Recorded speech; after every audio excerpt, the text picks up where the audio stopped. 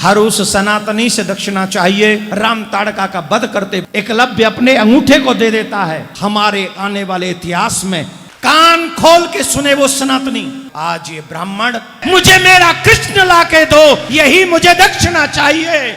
न सिर्फ मेरे कन्हैया का मंदिर तोड़ा है और लोग उसके ऊपर पैर रख के चढ़ते रहे। हम मरने के लिए भी तैयार हैं। इस बार नकली रावण नहीं, इस बार असली रावण चलाएंगे।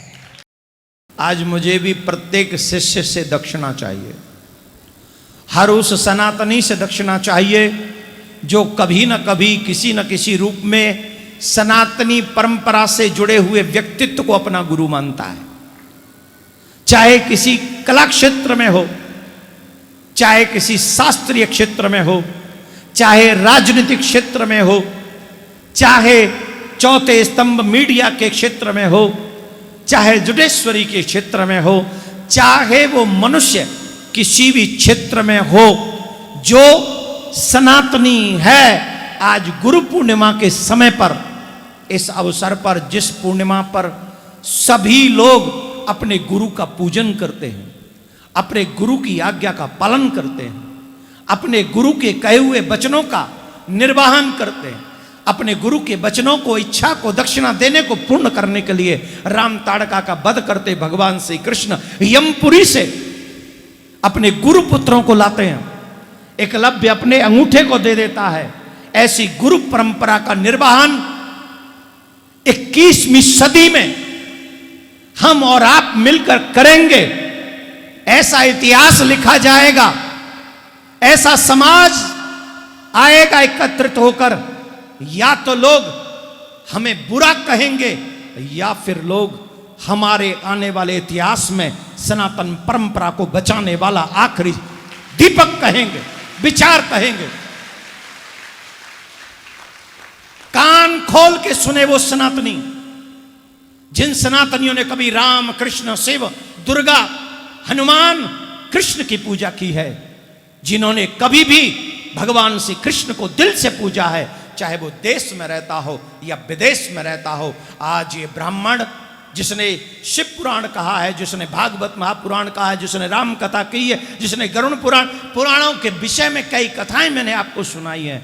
हमारे यहाँ कहा गया है पुराण वक्ता ही श्रेष्ठ गुरु माना गया है। तो आज ये गुरु जो आप लोगों का है, या पुराण कहने वाले प्रत्येक सनातनी का, कभी न कभी तो आपने मुझे कथा में सुना होगा, कुछ क्षण के लिए सही गुरु भाव आपके मन में मेरे प्रति आया होगा। चाहे जिन्होंने अन्य कहीं से भी दीक्षा ले रखी हो, आज उनसे भी एक दक्षिणा मांग रहा हूं। एज ए सनातनी बोलो, दक्षिणा दोगे?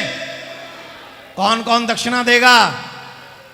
अगर आज आप सनातनी लोग एकत्रित होकर देश में रहते हो या विदेश में, कभी तुमने राम के रूप में उसकी पूजा की है, कभी शिव के रूप में, कभी हनुमान के रूप में, कभी वेंकटेश के रूप में, कभी गोविंदा के रूप में, अनेक अनेक रूप में जिसकी पूजा तुमने कभी की है, वही तुम्हारा कृष्ण जामा मस्जिद की सीढ़ियों में है। मुझे मेरा कृष्ण ला के दो, मुझे मेरा कृष्ण ला के दो, मुझे मेरा कृष्ण चाहिए, यही मुझे दक्षिणा चाहिए, मुझे मेरा कृष्ण चाहिए। उन आतताइयों ने, उन आतंकियों ने न सिर्फ मेरे कन्हैया का मंदिर तोड़ा है, उन दुष्टों ने मेरे कृष्ण को ले जाकर हमारी भावना के साथ खिलवाड़ किया है, हमारी पीढ़ी दर पीढ़ी को दुख पहुंचाने का काम किया है। आज तक वो जलालत, वो अपमान महसूस कर रहे हैं। आने वाली पीढ़ी को क्या मुंह दिखाएंगे कि हम कृष्ण की पूजा करते रहे और वो कृष्ण सीढ़ियों में बैठा रहा और लोग उसके ऊपर पैर रख के चढ़ते रहे और हम देखते रहे। हम कुछ नहीं कर सकते। कोई बैठा है आसनों पर, कोई बैठा है संसानों, कोई कहीं, कोई कहीं, लेकिन मेरा कृष्ण कहां बैठा है? मैं जानना चाहता हूं मेरा कृष्ण कहां है। हम इस देश में संविधान का सम्मान करते हैं, हमारे कृष्ण का सम्मान कौन करेगा? हम इस देश में सबके साथ भाईचारा निभाते हैं, हमारे कृष्ण के साथ कौन भाईचारा निभाएगा? हम बैठे आराम से, हम जाते वृंदावन, करते प्यार जी की पूजा, लेकिन भूले बैठे इतिहास को कि आज भी मेरा कृष्ण उन आतताइयों के पैरों तले कुचला जा रहा है। आज भी अगर थोड़ा भी सनातन जिंदा है, आओ जागो और जाग कर ऐसी आवाज बुलंद करो कि पूरा विश्व कहे कि सनातनियों जैसा धैर्यवान कोई नहीं। इन सनातनियों के कृष्ण को वहां से वापस लाओ।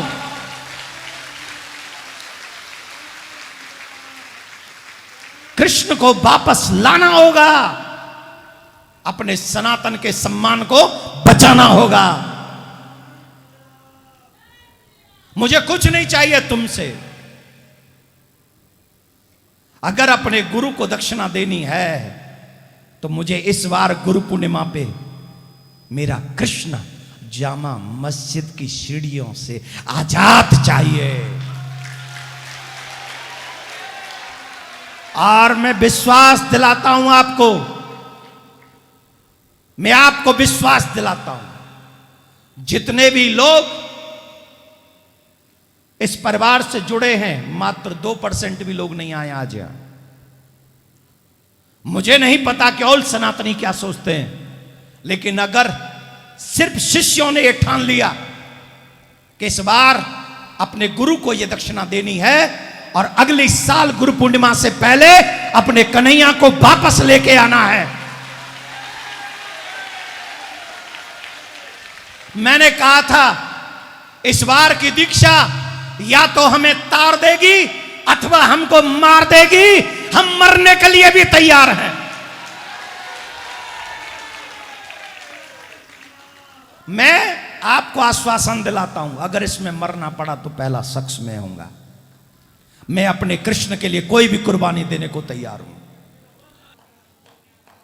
और ये लड़ाई हम तब तक लड़ेंगे जब तक आखिरी श्वास हमारी रहेगी, तब तक ये लड़ाई होती रहेगी।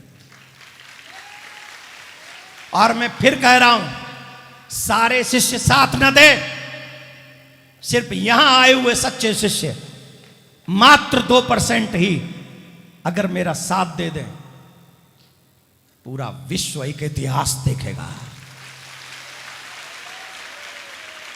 बिना किसी लड़ाई के पूरे विश्व को बताएंगे सनातनी कहते किसको है। तुम उस सनातनियों को इग्नोर कर रहे हो जिन सनातनियों के बलबूते पे तुम्हारा पूरी मानव जाति टिकी हुई है। तुम उनको कष्ट पहुंचा रहे हो, तो उनके देवी देवताओं का अपमान कर रहे हो। कौन कौन तैयार है? कौन कौन देगा ये गुरु दीक्षा? कौन कौन देगा ये दक्षिणा? कौन कौन करेगा ये काम? कौन कौन करेगा मेरे कृष्ण को वहां से आजाद मुक्त? जोर से बोलना पड़ेगा, जोर से बोलना पड़ेगा, जोर से बोलना पड़ेगा।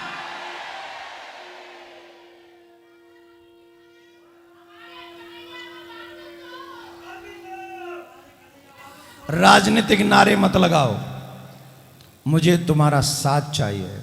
और सुनो, जब भी कोई बाप सपना देखता है ना, बेटे उसे साकार करने में लग जाते हैं। आध्यात्मिक जगत में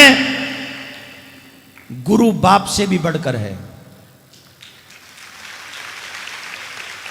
आप सबसे घबराना नहीं, हमारा कोई बाल भी बांका नहीं कर सकता।